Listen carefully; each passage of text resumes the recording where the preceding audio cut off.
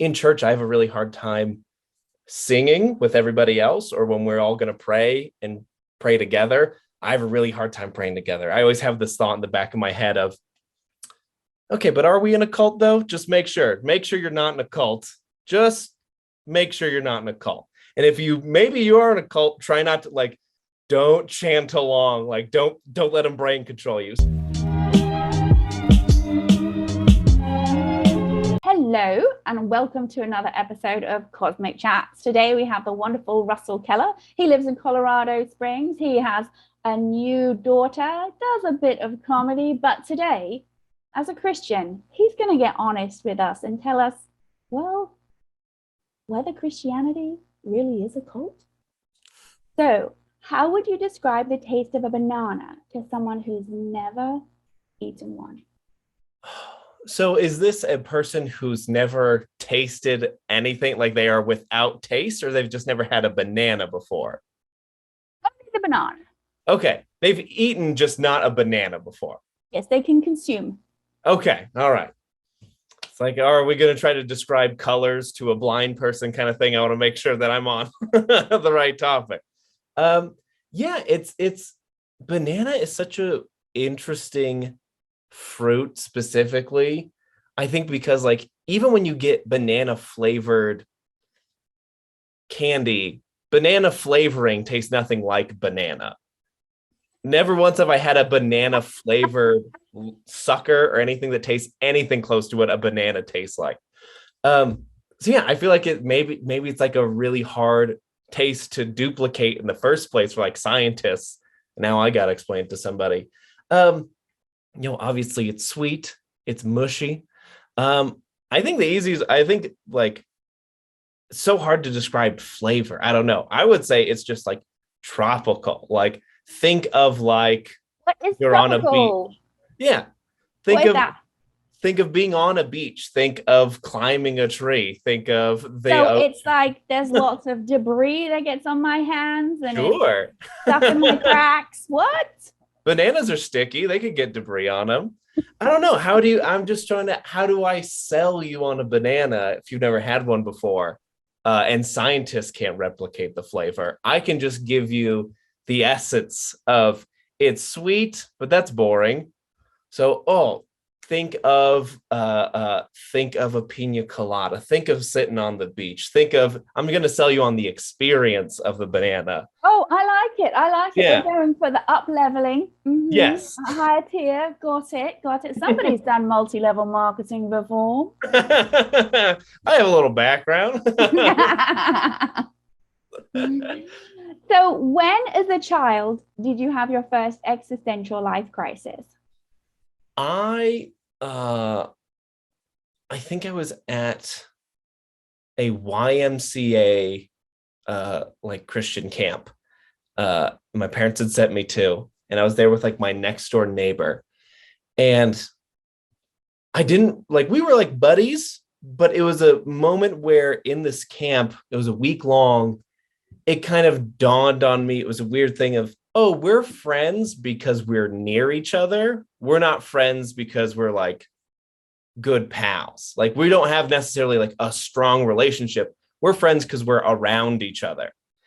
And then that kind of fed into, oh, now I'm totally alone, in this camp for a week with this guy who, now that we're around each other, I really don't think I enjoy his presence that much, and strangers who I don't know. And I'm too scared to come out of my shell and meet anybody.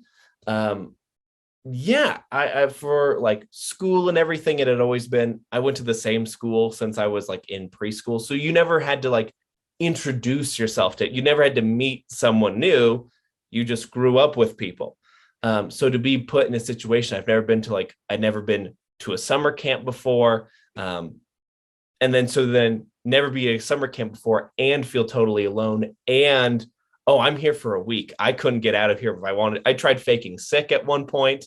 And I think, I'm however old I am, 9 or 10. And I think they're 20-year-olds. I'm sure they were actually 15-year-old counselors, but they can clearly see that I'm faking it. like I've watched kids fake being sick now, and thinking about it now, it's like, oh, looking back, that must have been so obvious. Did you think you were really smart at the time? Like, I got Oh, for down. sure. Yeah, no one could see through this ruse, could see through this facade I had thrown up. But yeah, I thought I was so smart to try to fake sick to get out of it. And they're like, no, really, you just got to push through. Maybe you take a nap. And at one point I was just like alone because it's in Colorado, out in the mountains somewhere. And so it's just out alone in like the trees by myself crying, because I thought I was going to, like, when you're 9 or 10, you're like, I'm going to die here. I'll never get out. Like a week is the rest of my life. So I think that was the first one. I think that was the first, like, ooh, like life isn't handed to me. Like at school, again, you just have people and you meet, like you never have to introduce to anyone. You're just there. And so it was kind of everything is not just there for me. Like sometimes you're thrown into a scary situation. Sometimes you have to make the first move. Sometimes like not everything is comfortable and casual and normal. Yeah, it was a big it was a big altering experience for me. So it happened while you were at a Christian holiday camp. Did it actually have you question that you were supposed to love all Christians? I did. So I believe, so I am still a Christian, but I think there was a element of like, I think there's this like Christian culture that is not the same as the actual religion, what is in the book, what are the beliefs of Christianity. And I think a lot of like American Christianity, a lot of the culture of that, takes over. I think I was raised like more Republican than I was raised Christian, which was like, my parents would avoid like going to church service, even though we were Christian, but we would listen to like Rush Limbaugh on every car drive kind of thing. So I think there is an element of like, I do think like to love everyone, to love all Christians, and to love people who disagree with me and people who I disagree with and people who upset me and people who I upset them. I think there is genuine, true love for people, to value them as a human being. Like in my belief, they are a created thing. So to value them purely only for the fact that you were created is valuable, and thus I value you. That being said, as I've gotten older, one thing I've had to learn is just because you say you are a Christian does not make you a good person. Like there are Christians who will take advantage of you. There are Christians who are liars. There are Christians who will like bully the cashier at, Safeway because they have an expired coupon, but they want it to work. So they're going to scream at your face and ask for your manager. Yeah. And it's a bummer that those people say they're Christian, but I think it is important to love everyone for the fact that they are a human being. Like the fact that you are a element of humanity in itself, you have value and you have worth. But that doesn't mean I like everybody. I think there's a big difference between loving everyone and liking everyone. I love my wife to death. There's sometimes I don't like her very much, and I think she would tell you the same thing. She loves me.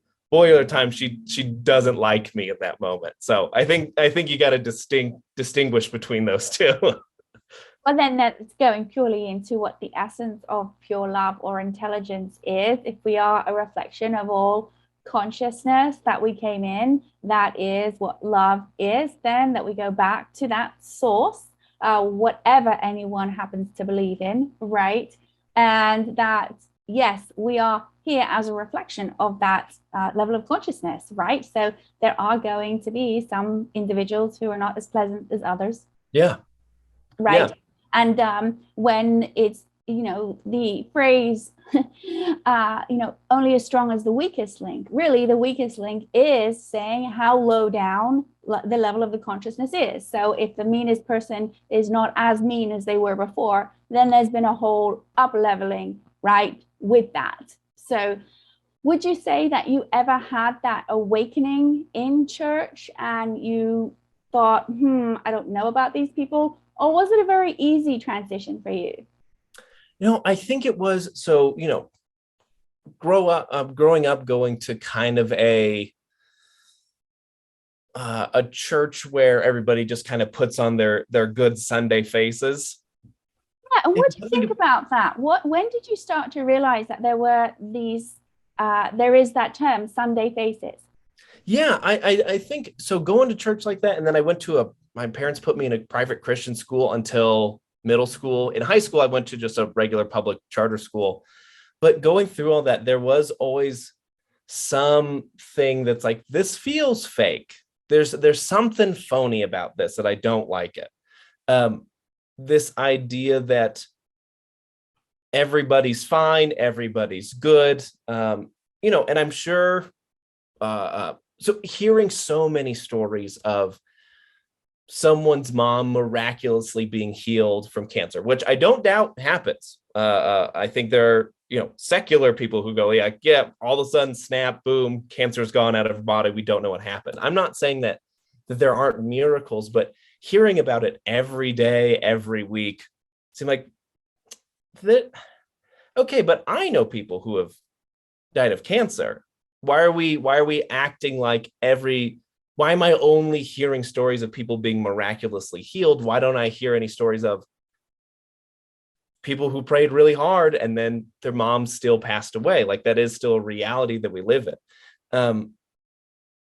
And it just, something about it never seemed like, it's always this sunny disposition, always this idea of, oh, I was a smoker for 40 years and then I came to Christ and now I stopped smoking. It's like, why are we prescribing this religion, this lifestyle, this relationship with God as a cure for things? And there's just something about that always didn't sit right with me, and I couldn't quite put my finger on it. And yeah, going to church, the kind of church I went to was very much everything's good, everybody's fine, nothing bad has ever happened to anybody, and if they did, you were probably being punished for something instead of just, things happen to people. So yeah, there's just always this kind of itch that I couldn't quite scratch. And so once my parents gave me permission, they're like, you don't have to go to church anymore. Great. I'm never going. I don't want anything to do with this. I will get through school because I have to do school.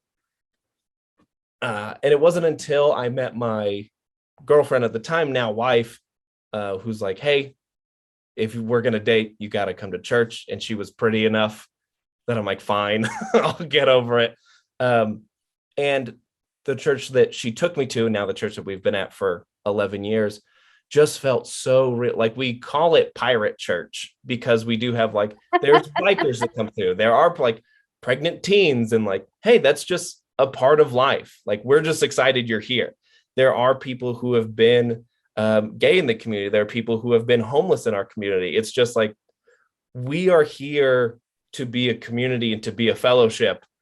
We're not here to excommunicate anybody because they're going through something. To excommunicate someone from your church because they're smoking weed or whatever. It's you've just tossed aside a person and their value as a creation because they broke a rule. And so now we don't care about them anymore, which is kind of, when you read scripture, the people Jesus yells at the most are the religious dogma. Church. Yes, it's the only people he yells at, and everybody who he is kind to and reaches a hand to and is sweet to and picks them up are the woman at the well, are the prostitutes, are the disabled, are the lame. The only people he yells at and flips tables at are church people.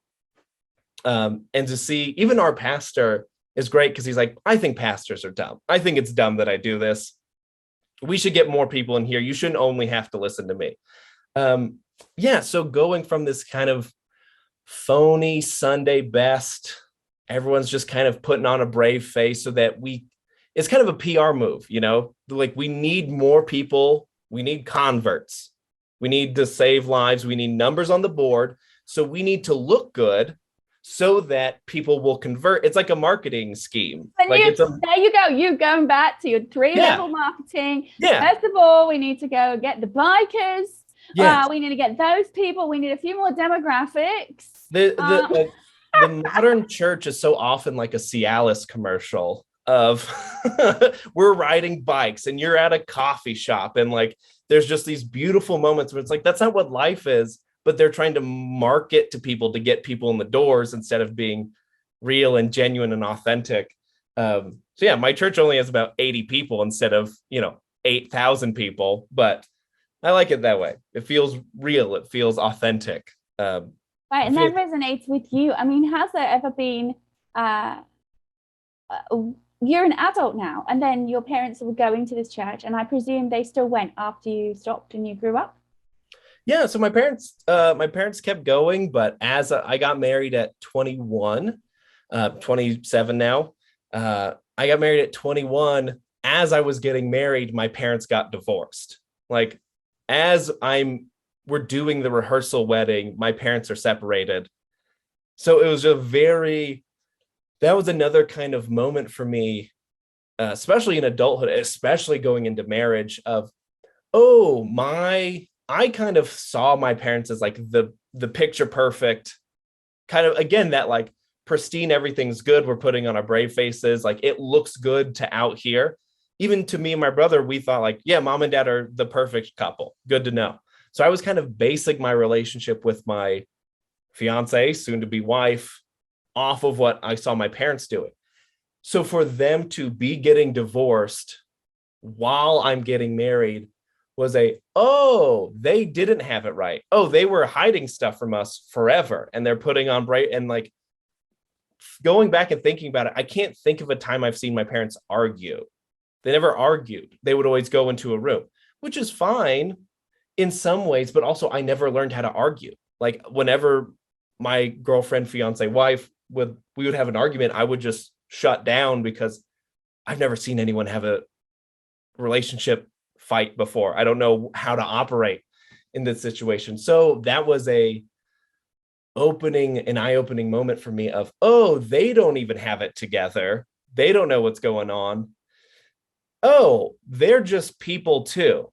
Did you find that it was actually liberating? Yeah, a lot of ways it was, I don't have to model my relationship after them. I can be myself and I can work with my wife and we can figure out our own thing. I don't have to model it after this perfect fake thing. And I'm honestly like, I'm not glad my parents got divorced, but I am glad that they did it when they did it. At the time, it was the worst thing that ever happened to me. But let's look at that though, because that's interesting. Looking back, because that's 6 years plus now, right? Yeah. And I'm sure that's not the worst thing that's ever happened to you. Why did you think it was? Like in your mindset, what was it like? This is the worst thing that's happening to me right now. It is that shattering of the familiar, of your normal, of your like childhood in some ways, like the death of my childhood, the death of these memories that I had of us being a family. Were these all fake? Yeah, so that's the death. That's a sense of belonging, of your identity, who you are, and the ideas of who I am in this foundation. And if that's not real, well, what else isn't real? Yeah, absolutely. It is, the funny thing, kind of going back to Christianity, is Christian parents, like typical generic Christian parents, it's like, we got Santa Claus, like Santa Claus is here Christmas morning. He's bringing you presents. He's bringing you gifts. He's these amazing things. And then one day you break the news to your kid, hey, Santa, this mythical creature who loves you and who watches you and has omnipotence and all that, he's not real. We made that up to make you feel good.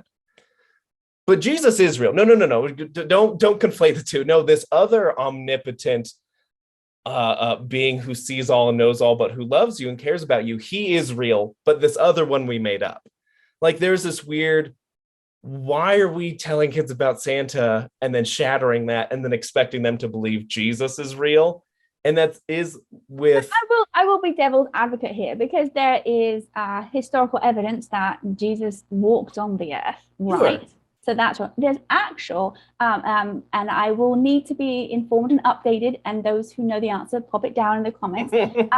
The indigenous people of Lapland, the Laplanders, did have a in an individual that it came back from that went around and actually gave out gifts, or Saint Nick you've got. And the interesting thing is there were some mushrooms that were red and white. And what happens sometimes, and they would take them to medicinally, and if someone was sick, and what would happen is they would sweat out, right? And then they would probably, I don't know, see red and white, and our reindeers are outside. So how we got both of those, there's actual evidence it was there. But the 8-year-old you're explaining this to is not going to go, oh, there's irrefutable, like the 8-year-old's brain is not going to be able to get it. That fundamentally, what we want to do is have the magic of being childlike. That's what we're keeping, that childlike quality that keeps everybody alive and light, no matter how old. But awakening individuals to constructs that actually have, make people not happier, more anxiety, more depression, lose so-called hope in humanity. Whereas really, that is where there can be such growth. You chose to take it to a place of growth, right? But at the time, it was like the end of the world. But there are some individuals that wouldn't have taken it as, and ultimately, it's that you learned the lesson and you moved through, and your life is better as a result of it, right? And whether the lesson was those two individuals or other individuals, there was some breaking of some archetypes that you then learnt. Oh, freedom. Some people would have never, ever had said, that's it, we're not getting married. We can be together forever, but we're not getting married. It doesn't work, right? And, part of what can happen is people say, oh, I'm going to do it better. So people who have parents who were divorced don't get married because they choose or be in any union long term. No, I can't. When I do it, I can't fail. I can't fail, right? And that's so much pressure as well. And if we look at what are we really talking about, we're talking a union, right? A union where the community can witness. If we want to go back decades, we are talking about ownership, which is a whole other conversation, not what we're really getting into. But we're talking about the positive aspect of what's really happening, like the celebration of the birth of your child, right? That's a communion, coming together, having a celebration of what we do as a group. I do love the fact that you had cottoned on very young that this is a little off and it seems a little fake, or not really doing what the lesson here is to be taught, right? And that's the same with any particular group, right? We uphold meditation to help people have a tool to be able to utilize, rather than straight away having to live on medication, which the body then adapts. And what happens is they can't tolerate it. Is there another way to get the nervous system to settle? And unfortunately, what happens is there's a misconstruct of what meditation is. The word meditation, meditator, comes from where the Latin was. And who was writing Latin? The monks, the Christians, right? They had the language there, right? So they were spending time focusing on the word, right? They're not out there dealing with nappies and babies and freeways and church people, are they? No, they can spend all day doing this stuff, right? We have to do something that will get ourselves to go in, get that nervous system, get the deep rest, which is a non-concentration technique. So I have the challenge of saying, hey, you don't have to believe in anything to work. You simply do it. And then the old construct of I'm going against the skinny man with the long beard, or the really hot girl with, big boobs and skinny bodies, and, certain curves shared where they really maybe should not. And so it's, again, these ideas, people, I'm supposed to be healed because I've done one meditation. You spent 5 minutes, or you done 20 minutes, and your whole life is to be changed. Yeah. Right? We are pretending to be what this individual is doing in demonstration on paper, but we're not. But yet the one thing, it's actually, I don't know what happened. Either you had a really smart female sneaking in the editing, or really bad editors to just keep in the book the fact that the only person he yelled at were the church. Right. Considering how much probably was edited out, like, you kept that in. Yeah.